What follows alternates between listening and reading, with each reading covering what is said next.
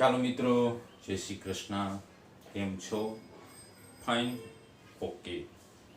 તો મિત્રો, સુરેખ પથ પર ગતિ આપણે સ્ટાર્ટ કરેલું અને તેમાં આપણે અલગ અલગ પોઈન્ટની ચર્ચાઓ કરીએ છીએ. લાસ્ટ ટાઈમ સરેરાશ ઝડપ મેં તમને ડિક્લેર કરેલું, એનો આછો અહીંયા ખ્યાલ લઈ અને આપણા ટોપિક્સને આગળ વધારીએ.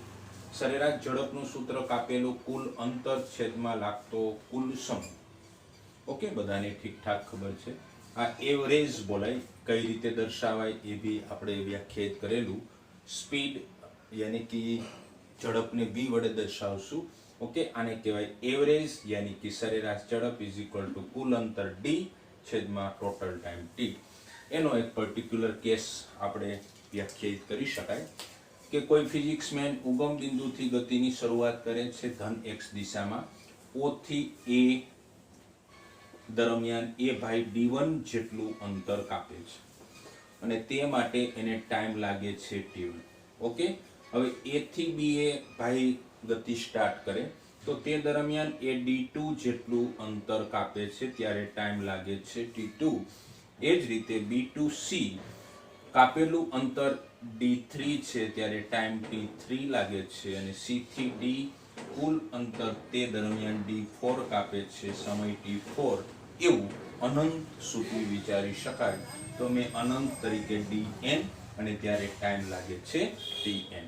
ઓકે, તો એને અનુલક્ષીને આપણું સૂત્ર એવું થઈ જાય. સરેરાશ ઝડપનું સૂત્ર આ મુજબ આપણે લખી શકીએ. તો જોઈએ, સરેરાશ ઝડપ v average is equal to કુલ અંતર. તો કુલ અંતર કોઈ જોડ દો, d1 plus d2 plus d3 plus up to dot dot dot plus dn છેદમાં total time t1 plus t2 plus t3 plus up to dot plus dn. Okay, અને તમે આ રીતે આ બધું જોડી દો એટલે કુલ અંતર d છેદમાં ટોટલ ટાઈમ t. એ રીતે બી તમે લખી શકો. ઓકે, આ સરેરાશ ઝડપનું બેઝિક સૂત્ર હતું. ઓકે, હવે સરેરાશ ઝડપના કેસીસ આપણે જોવાના છે. ઓકે, સરેરાશ ઝડપના કેસીસ આ મુજબ આપણે પહેલો કેસ ઇન્ટરેસ્ટિંગ તરીકે વ્યાખ્યાયિત કરીએ. તો આ એક શખ્સ ભાઈઓ, હવે અહીંયા જુઓ કન્ડિશન શું છે. અહીં ફિઝિક્સમેન ઉગમ બિંદુથી ગતિની શરૂઆત કરે છે. ઓ થી એ તરફ ભાઈ મૂવ થાય છે, ગતિ કરે છે. તો ત્યારે એ v1 જેટલી ઝડપથી, દોસ્તો v1 જેટલી ઝડપથી એ ગતિ કરે છે અને ત્યારે એને ટાઈમ લાગે છે t1. બચાવો. Okay, t1. પણ અહીં મેં અંતર નથી આપેલું દોસ્તો, અંતર નથી આપેલું. બે વસ્તુ આપેલી, એક ઝડપ અને ટાઈમ. ઓકે, હવે a to b જશે, a to b જશે તો a to b જશે ત્યારે એની ઝડપ છે v2 અને ટાઈમ લાગે છે એને a થી b સુધી પહોંચવા માટે t2. બહુ સિમ્પલ છે, રસ લેશો તો બહુ મજા આવશે. b થી c જશે તો ત્યારે એની ઝડપ છે v3 એન્ડ ટાઈમ છે t3. એ જ રીતે c થી d જશે તો એની ઝડપ છે v4 અને ટાઈમ લાગે છે એને t4.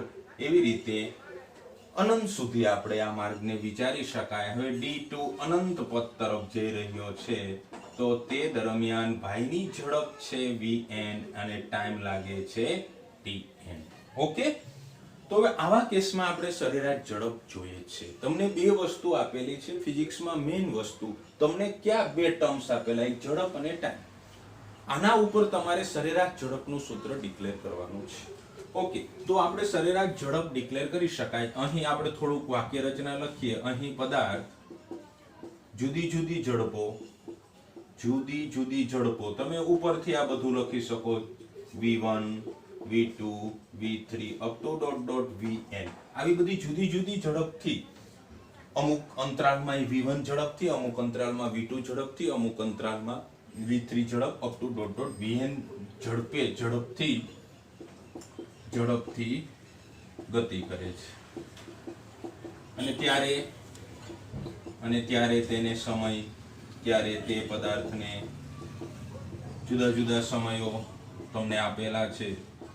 જુદા જુદા સમયો t1 t2 t3 up to dot dot tn.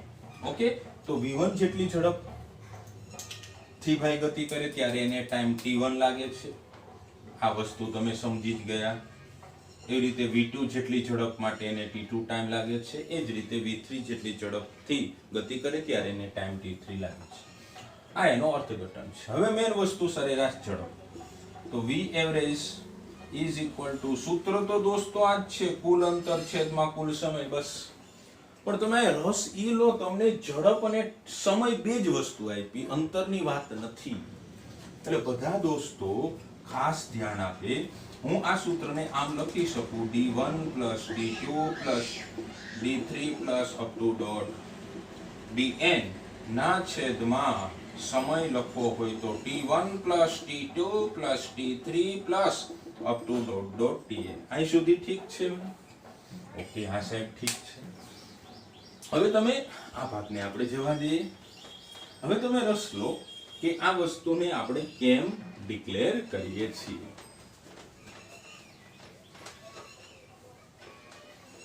ચાલો હવે આ સૂત્ર કેવી રીતે બને એ આપણે જોઈશું. ઓકે, હવે મારે જે ચર્ચા કરવી એ ચર્ચા આપણે આગળ વધારીએ. હવે તમે જાણો છો આ સૂત્ર તો બધા જાણો છો કે ઝડપ બરાબર અંતર છેદમાં સમય. ઓકે, અહીંયા મને અંતર તો ડિક્લેર નથી કર્યું એટલે હું અંતર પહેલા શોધી લઉં બેટા. અંતર બરાબર ઝડપ ગુણ્યા સમય. કારણ કે મને આ બે વસ્તુ ગિવન છે તો હું અંતર તો શોધી શકું. ઓકે, તો અંતર એટલે d, ઝડપ એટલે v એન્ડ ટાઈમ એટલે t. આ સૂત્ર બધાને મગજમાં રહી ગયું. તો આ પહેલો ભાગ છે, ઝડપ છે v1, ટાઈમ છે t1, તો હું d1 તરીકે શું લખી શકું? અહીંયા ગણતરી જોજો તો કે d1 is equal two v1 t1. હા સાહેબ, બીજા અંતરાલ માટે હું અંતરના સંદર્ભમાં સૂત્ર લઈ જાઉં તો શું લખી શકાય? તો કે એને આપણે d2 કહી દઈએ. d2 ઇઝ ઇક્વલ ટુ ઝડપ v2 ટાઈમ t2. અચ્છા સાહેબ, તો આ સૂત્ર કેવું બનશે? તો કે v એવરેજ દોસ્તો, v average is equal two, કારણ કે d1 તો છે નહીં પોઈન્ટમાં, તો d1 ની જગ્યાએ v1 t1 વત્તા v2 t2 વત્તા v3 t3 plus up to dot plus vn tn ના છેદમાં ટાઈમ તો બિરાજમાન છે ભાઈ. અને ટાઈમ આપણે લખી કાઢીએ t1 plus t2 plus t3 plus up to dot dot dot t1 plus t2 plus t3 plus up to dot plus tn. આ થયું મિત્રો v એવરેજ નું સૂત્ર ઝડપ અને સમયના સંદર્ભમાં. જોજો ભાઈ, ઝડપ અને સમયના સંદર્ભમાં. ઓકે જોઈ લો, ઓકે જોઈ લો, ઝડપ અને સમયના સંદર્ભમાં. આ સાહેબ આ સૂત્ર બેસ્ટ છે. જો ભાઈ ઝડપ અને ટાઈમ આપ્યું હતું તો મારે એનું સૂત્ર ઝડપ અને સમયના સંદર્ભમાં v એવરેજ નું સૂત્ર કમ્પ્લીટ થઈ ગયું. ઓકે ઓકે, બોલી જાઓ બધા. v average is equal two v1 t1 plus v2 t2 plus v3 t3 plus up to dot dot dot plus vn tn ના છેદમાં total time t1 plus t2 plus v3 plus up to dot dot tn. શાબાશ. હવે જે આમાં ભી આપણે કામ કરી શકીએ દોસ્તો. ઓકે, આમાં ભી કામ કરી શકીએ. શું કામ કરી શકીએ એ જુઓ. આ સૂત્રમાં હું એક રસદાયક વસ્તુ બનાવું.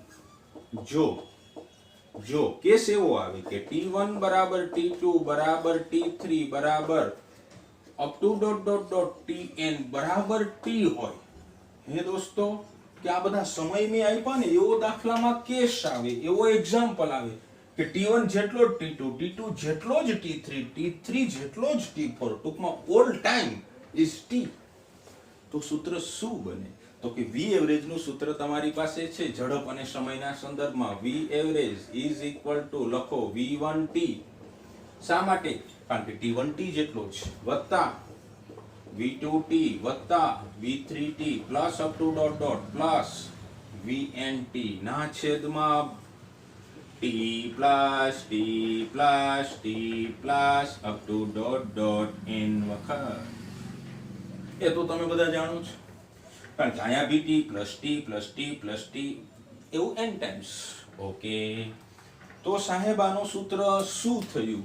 તો કે આ મસાલો આવો થઈ ગયો, ઉપરથી t કોમન નીકળશે કૌંસમાં v1 plus v2 plus v3 plus up to dot plus vn છેદમાં બી ગ્રુપને ગણતરી કરતા શીખવાડું t હોય તો આ કેટલી વખત થયું 3 વખત, એક વખત, બે વખત, 3 વખત એટલે 3t.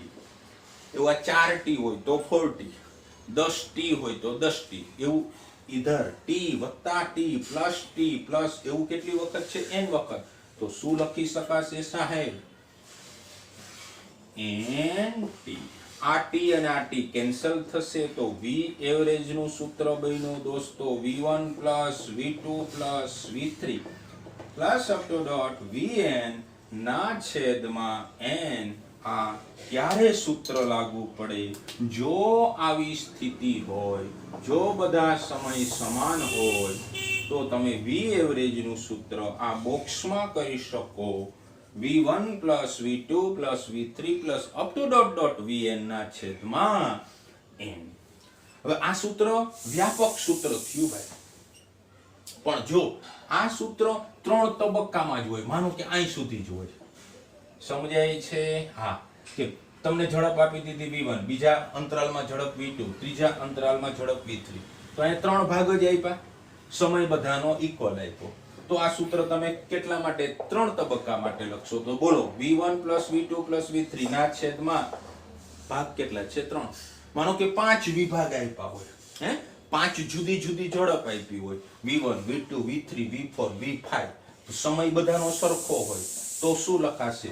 v average is equal two v1 plus v2 plus v3 plus v4 plus v5 ના છેદમાં 5. હવે ક્લિયર કટ થયું. આ બંને સૂત્ર અગત્યના છે. તો ભાઈ આ સૂત્ર અગત્યનું છે. આને મેથેમેટિક્સમાં, આને ગાણિતિક ભાષામાં કંઈક બોલી શકાય એ હું તમને ડિક્લેર કરવા જાઉં છું, જેને કહેવાય ઝડપનું, પોઈન્ટ બી નોટેડ, ઝડપનું ગાણિતિક સરેરાશ. આને મેથેમેટિક્સ એમ બોલાય, ઝડપનું ગાણિતિક સરેરાશનું સૂત્ર. મજા આવી દોસ્તો? હા, વસ્તુમાં કઈ નથી ભાઈ, તમને ઝડપ અને ટાઈમ આપ્યો, એના સંદર્ભમાં સરેરાશ ઝડપનું સૂત્ર જોયું. ઓકે, સ્ક્રીનશોટ લે લો.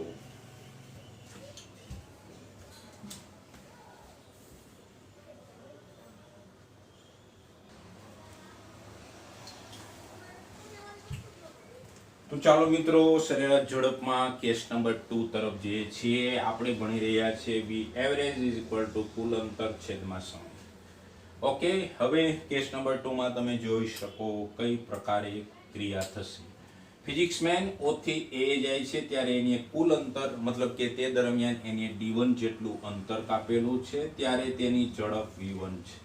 તો અહીંયા તમને એક અંતર આપેલું છે ભાઈ અને ઝડપ આપેલી છે, સમયની કોઈ ચર્ચા કરેલી નથી. તો આપણું જે સરેરાશ ઝડપનું સૂત્ર બનશે તે અંતર અને ઝડપના સંદર્ભમાં બનશે. Okay, yes. O થી A માં કામ પૂરું થયું. A થી B માં ભાઈ અંતર કાપે છે d2 અને ત્યારે ઝડપ છે v2. B થી C માં અંતર કાપે છે d3 અને ઝડપ છે v3. અને એ જ રીતે C થી D માં અંતર કાપે છે d4 and ઝડપ v4. એવું n ટાઈમ્સ, n વખત. ઓકે ભાઈ, તો હવે તમે સમજી ગયા કે કુલ અંતરમાં કેમ સરેરાશ ઝડપમાં કઈ રીતે કામ કરી શકાય. તો v એવરેજ નું સૂત્ર બંધાયેલું છે ભાઈ d1 plus d2 plus d3 plus up to dot plus dn. છેદમાં ટાઈમ લાગે છે t1. આ આપણે જાણીએ છીએ દોસ્તો, બસ આ તમને મગજમાં ક્લિયર હોવું જોઈએ. આ સૂત્ર અંતર અને સમયના સંદર્ભમાં છે. તમે અંતર જાણતા હોય અને સમય જાણતા હોય તો જ આ સૂત્ર કામ કરી શકે. ઓકે ભાઈ, યસ સાહેબ. હવે શું ભાઈ, તો કે મારે તો સૂત્ર અંતર અને ઝડપના સંદર્ભમાં જોઈએ, તો મને અહીંયા ઝડપ આપેલી છે, અંતર આપેલું છે, સમયની કોઈ જ જરૂરિયાત નથી. ચાલો ભાઈ આપણે થોડુંક રફ કામ કરી લઈએ. તો કે ઝડપ બરાબર વસ્તુ સ્થિતિ બેઝિક તમે જાણો છો, અંતરના છેદમાં સમય. મારે સમય જોઈએ તો સમય બરાબર અંતરના છેદમાં ઝડપ. અહીં સુધી બધા ભૂલકાઓને રેડી છે. પેલા કેસ માટે લખવું હોય તો પેલા સમય t, અંતર d અને ઝડપ v. મારે આ એક વિભાગ માટે લખવું હોય તો સમયને હું કહી દઈશ t1, કાપેલું અંતર છે d1 અને ઝડપ છે v1. બીજા વિભાગ માટે મારે આ સૂત્ર બનાવવું હોય તો સમયને કહી દઈ t2, અંતર તમને d2 આપેલી, ઝડપ આપેલી છે v3. આવું તમે n ટાઈમ્સ વિચારી શકો. Are you getting my point બચ્ચો? યસ સાહેબ. વાહ સાહેબ, વાહ સાહેબ. તો હવે મારે શું કરવું તો કે ટાઈમ કાઢવાનું છે, કારણ કે અંતર હું જાણું છું. મારે આ સૂત્રને સમય અહીંથી નષ્ટ કરી નાખવાનો છે. તો આ સૂત્ર આવી રીતે વ્યાખ્યાયિત થશે મિત્રો. v average is equal to d1 plus d2 plus d3 plus up to dot plus dn છેદમાં બોલો t1 ની જગ્યાએ શું લખાશે તો કે t1 ની જગ્યાએ d1 by v1. ખરું ભાઈ? યસ. d1 ના છેદમાં v1 વત્તા t2 ની જગ્યાએ d2 ના છેદમાં v2 વત્તા t3 ની જગ્યાએ d3 ના છેદમાં v3 plus up to dot tn ની જગ્યાએ લખાશે dn ના છેદમાં vn. જોઈ લો દોસ્તો, આ સૂત્ર તમારું કેમાં આવી ગયું તો કે અંતર અને ઝડપના સંદર્ભમાં સરેરાશ ઝડપનું સૂત્ર.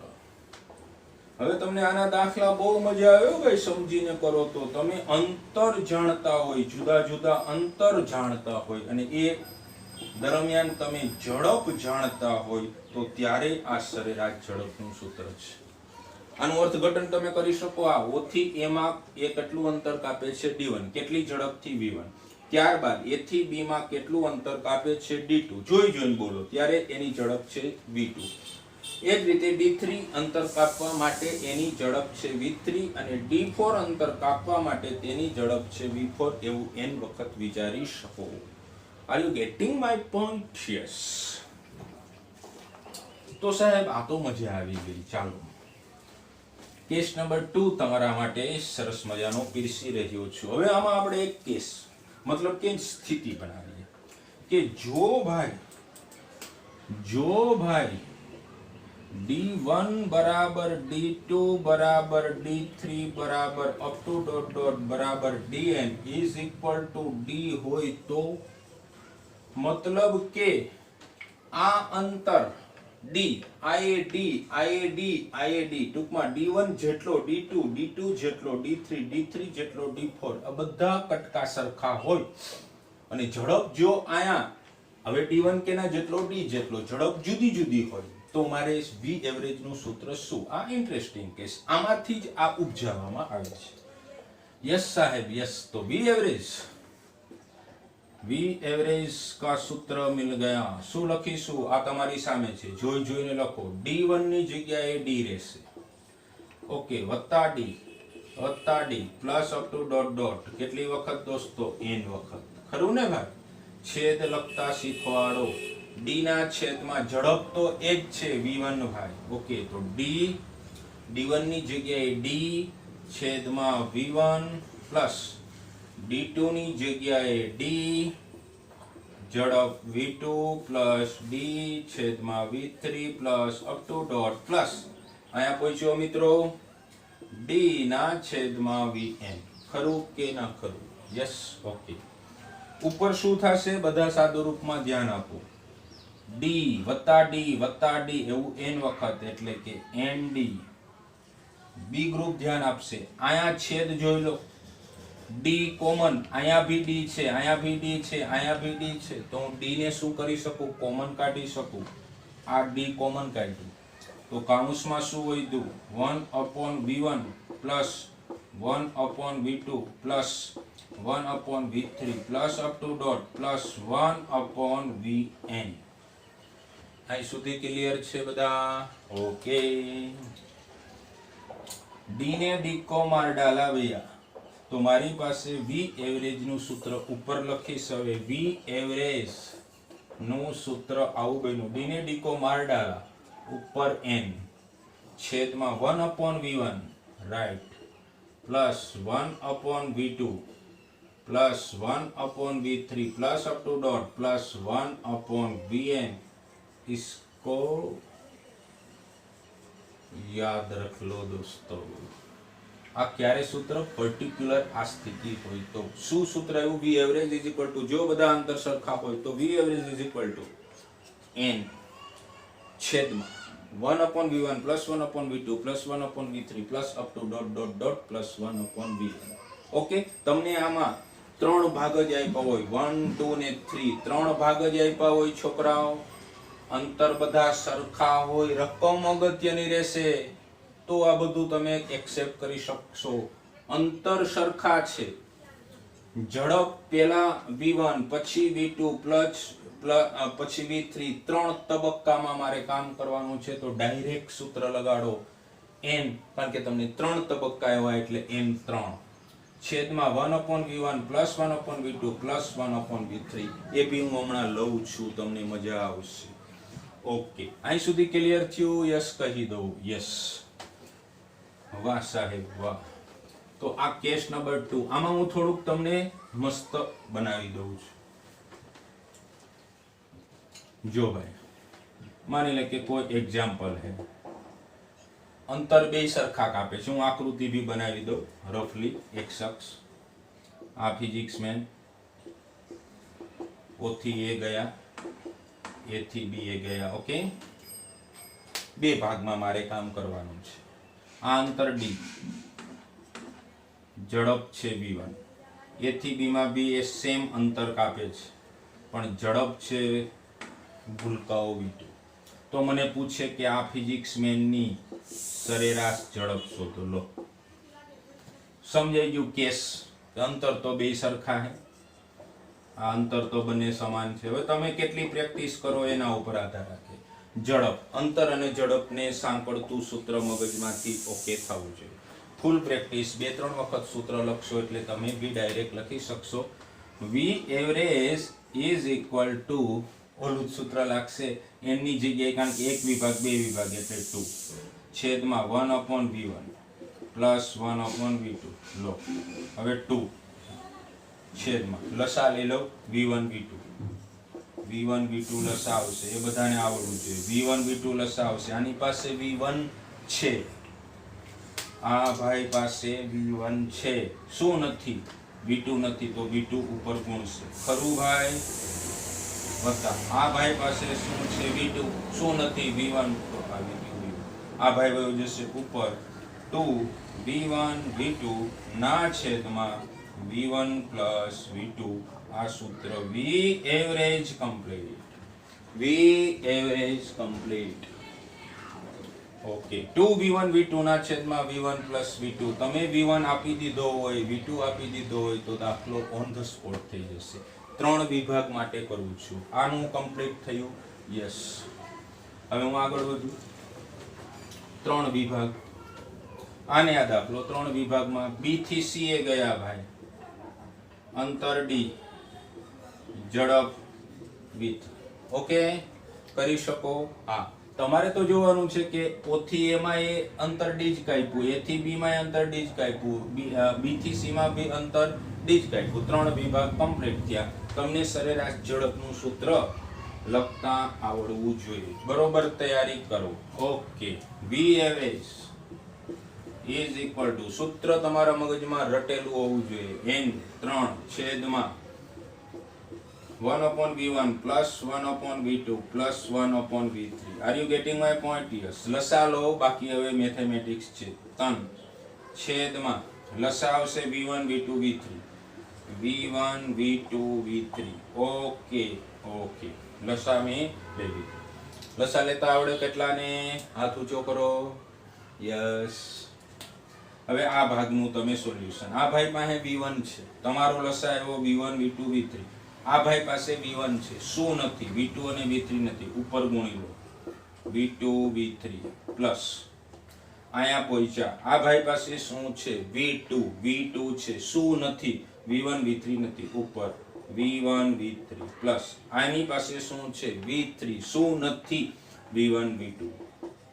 આ ભાઈ વયા જશે ઉપર, તો v એવરેજ વી એવરેજ અથવા સરેરાશ ઝડપ ઇઝ ઇક્વલ ટુ કોણ બોલશે? આ ભાઈ જમ્પ મારીને અંશમાં 3v1 v2 v3 ના છેદમાં બોલી કાઢો સરખી રીતે લખું. જો આ ઉપર વયું ગયો, હવે આને હું પેલા લખીશ, કારણ કે સરવાળામાં તો તમે ક્રમનું અગત્યતા નથી, તો તમે પેલા હું આને લખું જેથી વ્યવસ્થિત લાગે. v1 v2 પ્લસ પછી હું આને લખું v2 v3 plus v1 v3.